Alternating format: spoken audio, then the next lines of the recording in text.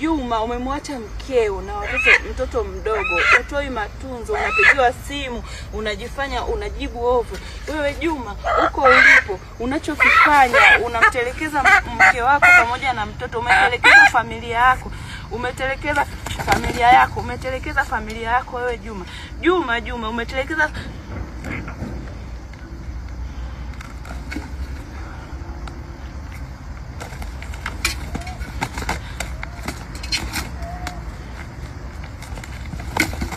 Juma, uko ulipo, umetelekeza familia yako.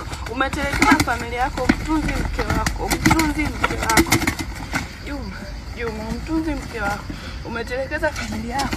Juma, kokote ulipo Juma, rudi kwenye familia yako. Mtunze mke wako. Wewe Juma, nakutumia vitu